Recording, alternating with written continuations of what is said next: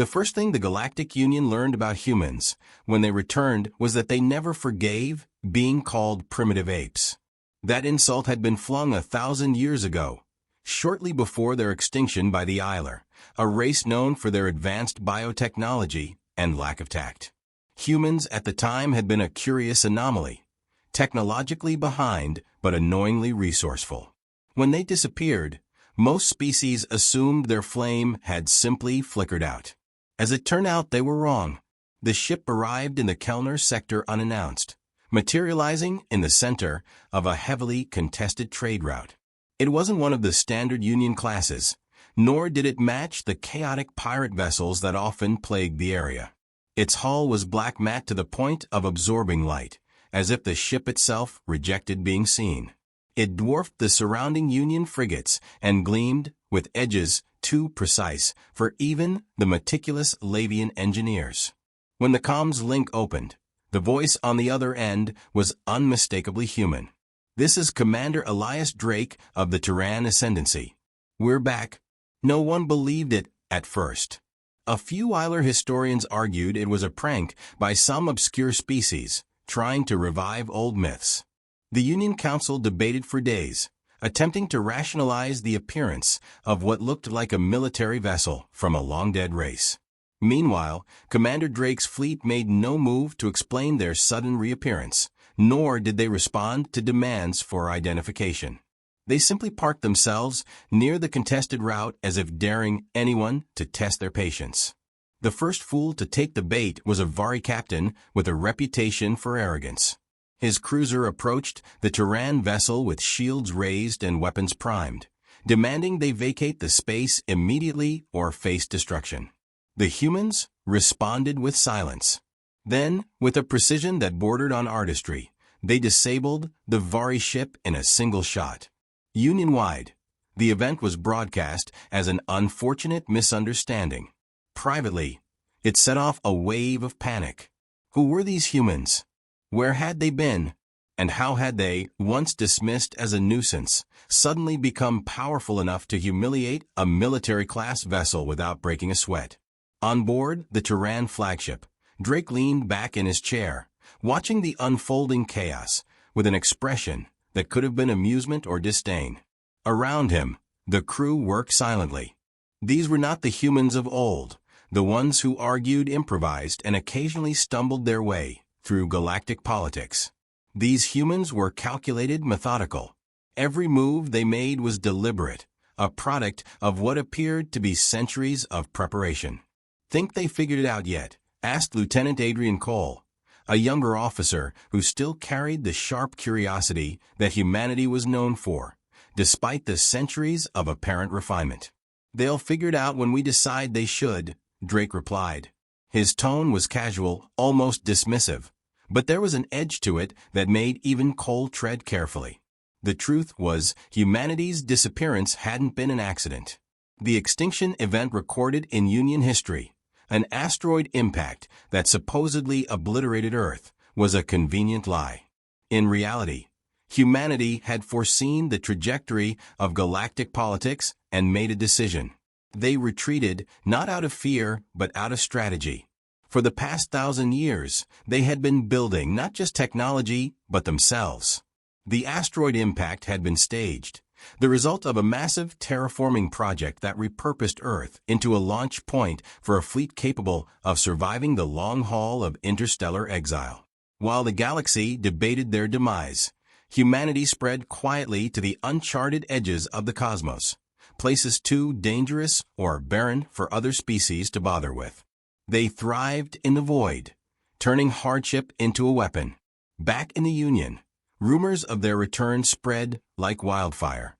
Politicians scrambled to decipher the humans' intentions. Analysts speculated wildly, proposing theories that ranged from diplomatic overtures to full-scale war. But no one dared approach the Terran fleet after the Vari incident, not yet. On board his own ship, an elder Isler named Orlex, Nur observed the reports with growing unease. Nur was one of the few who remembered humanity's early days in the galactic scene.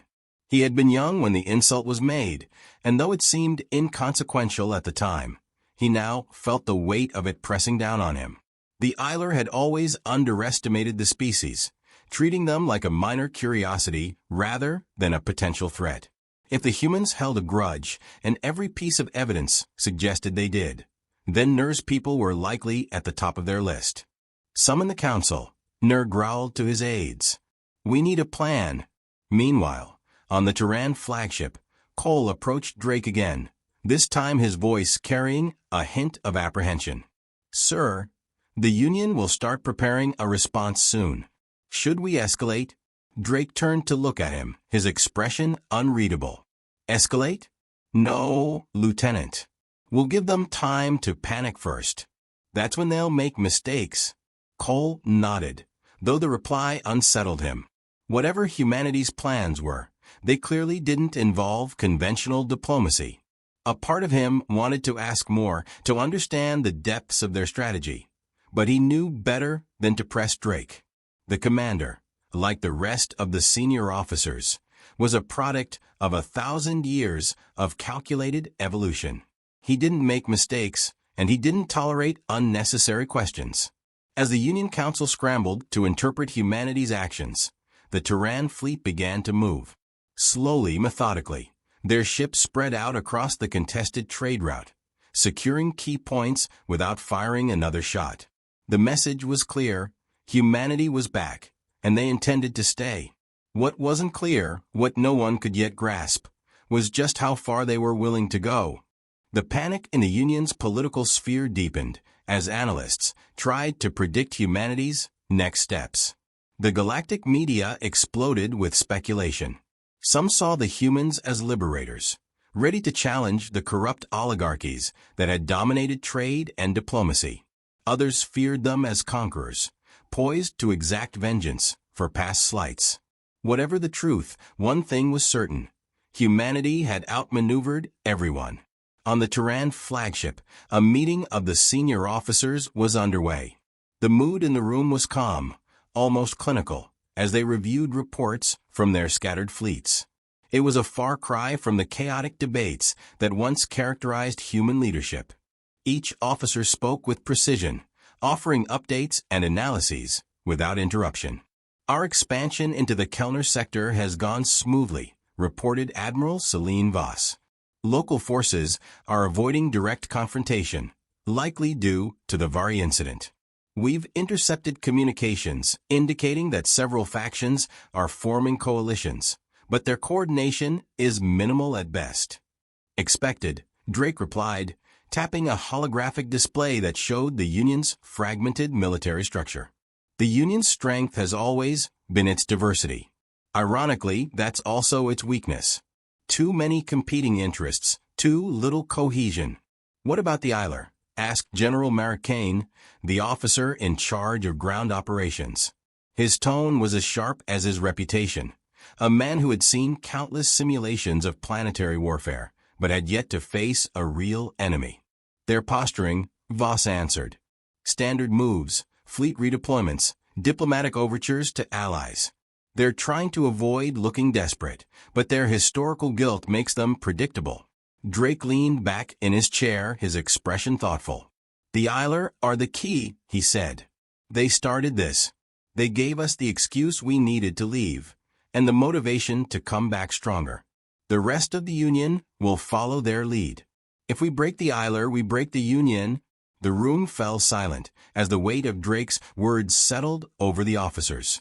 It was a bold strategy, but it carried risks. The Isler were still a formidable power, their biotechnology unmatched in certain fields. But the humans had spent centuries preparing for this moment, crafting weapons and tactics designed to exploit every known weakness. Begin preparations, Drake ordered. We'll escalate, but on our terms. The Union needs to see that resistance is futile, not just militarily, but philosophically. They need to understand that the era of underestimating humanity is over. As the officers dispersed, Cole lingered behind, his mind racing with questions. Finally, he mustered the courage to speak. Sir, if I may, what's the endgame? Total conquest. Or something else? Drake studied him for a moment, then gave a faint smile. The endgame, Lieutenant, is balance.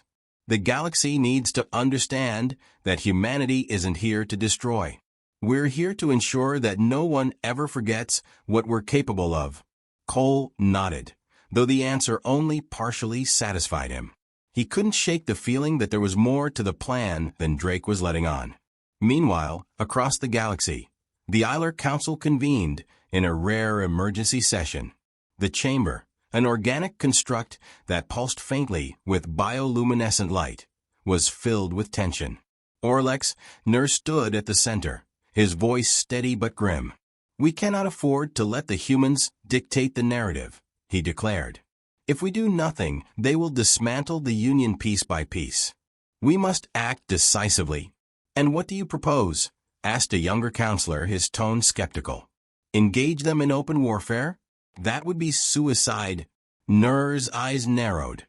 "Warfare is only one option. The humans are calculating, yes, but they are still human.